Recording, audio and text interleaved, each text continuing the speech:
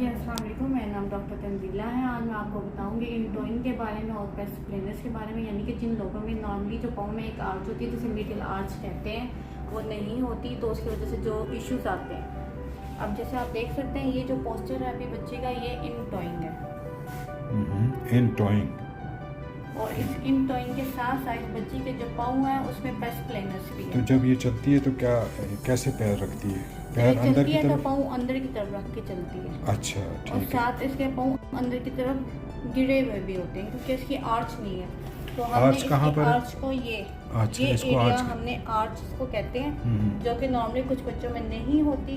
तो फिर हमें ये आर्टिफिशियल सपोर्ट्स देनी होती हैं ताकि हम इधर प्रेशर अप्लाई कर सकें। और ये प्रेशर तब अप्लाई होता है जब ये बच्चा चलता है, वक्त ज़्यादा से ज़्यादा इस्तेमाल करता है। ठीक है, अच्छा। और इंटोइंग को ठीक करने के लिए भी हमने गेट ट्रेनिंग के लिए भी एक बेल्ट बनाते हैं। उसको गेट ट्रेनिंग के लिए यानी गेट कैसे ट्रेनिंग चलेंगी, यानी पैर बाहर को मोड़ के कैसे रखेंगी, है ना? इन टोइंग के बगैर कैसे चलेंगी, यानी आउट टोइंग के साथ कैसे चलेंगी? आउट टोइंग, तो आउट टोइंग को करने के लिए हम जो स्ट्रैप देते हैं उसके दो नाम होते हैं। या तो हम उसको कहते हैं डी रोटेशन स्ट्रैप, या फिर हम कहते हैं आउट रोटेशन स्ट्रैप। अभी मैं आपको सिखाऊंगी किस तरह से आपने आउट रोटेशन स्ट्रैप की फिटिंग करनी है ताकि बच्चे का चलना हम बेहतर बना सकें। ये हमारे पास बेल्ट है,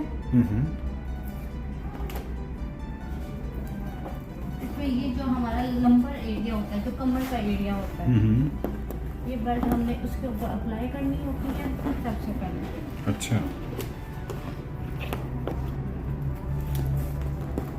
अब ये बेल्ट यहाँ से हमने इसके पेट पर यहाँ से बांध दी। ठीक है। ठीक है, उसके बाद हमने ये बाहर की तरफ से अंदर। अच्छा, उल्टा नहीं करना? नहीं, अगर उल्टा करेंगे तो वो इंटोइंग को मजीद ज़्यादा कर देगा, वो ज़्यादा कर देगा। ठीक है, ठीक है। तो पहला स्टेप हमने अंदर से लेना, बाहर से अंदर की तरफ। उसके बाद फिर हम इसको हम घुमाएंगे। ठीक है।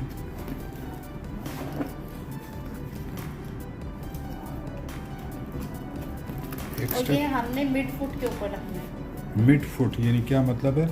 ये दरमियान का, दरमियान में, यानी आगे नहीं रखना और नहीं, पीछे भी नहीं रखना। आगे रखेंगे तो निकल जाएगी। हाँ, ठीक है। अच्छा, तो हम मिड फुट में ज़्यादा प्रॉपर कंट्रोल आता है। ठीक है। ये भी हम बाहर की तरफ से लेके आएंगे, बाहर की तरफ से अंदर।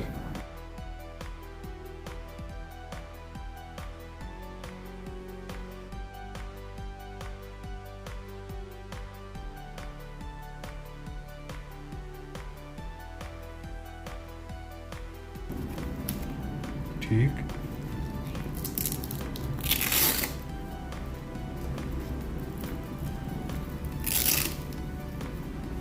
अच्छा, तो इस बच्चे की ये फुट है, ये बाहर को मोड़ गए, यानी इसको आप आउट टोइंग कहेंगी। जी बिल्कुल। तो अक्सर लोग जो है इस पर बाहर पैर रख चलते हैं, लेकिन कुछ लोग जो है अंदर पैर कर रख के चलते हैं।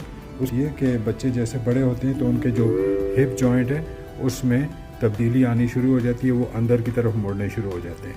तो इसलिए उनके परमानेंट जो है वो पैर अंदर ही रहते हैं जब वो बड़े हो जाते हैं, बाहर की तरफ नहीं मोड़ के रख सकते। लेकिन अगर बच्चों को आप ये ट्रेनिंग देंगे, गेट ट्रेनिंग, तो ये बाहर पैर मोड़ के चलेंगे। और इनके साथ साथ ऊपर जो इनकी हड्डियों में फ़र्क आ रहा है, यानी फीमर में फ़र्क आ रहा है, थाई बोन में, रान की हड्डी में जो फ़र्क आ रहा है इस जगह पे, तो वो ठीक होता जाएगा। ठीक है ना? तो आप कुछ और बताना चाहेंगी वालिदैन के लिए? मैं ये बताना चाहूँगी कि अगर आपने इस तरह की 2-3 कंडीशन आ गई, तो 2-3 कंडीशन मेडिकली जो आई हैं, इनके मसले आए हैं, तो वो हम ठीक करेंगे। सबसे पहले हमने इसको शूज़ पहनाने हैं, शूज़ पहना के उसके ऊपर हमने बेल्ट पहनानी है। इन शूज़ को क्या कहते हैं? इन शूज़ को हम AFO कहते हैं, एंकल फुट ऑर्थोसिस। और इस बच्ची के पाँव में जो टेढ़ापन आ रहा है उसको ठीक करने के लिए हमने ये दिए। अच्छा। और उसके ऊपर बेल्ट पहनानी है, उसके अंदर बेल्ट पहनानी नहीं है, वरना वो कंट्रोल नहीं करेगा। ठीक है, ठीक तो है। ये शूज़ के ऊपर इस्तेमाल। शूज़ के ऊपर। बहुत बहुत शुक्रिया डॉक्टर तंजीला, थैंक यू।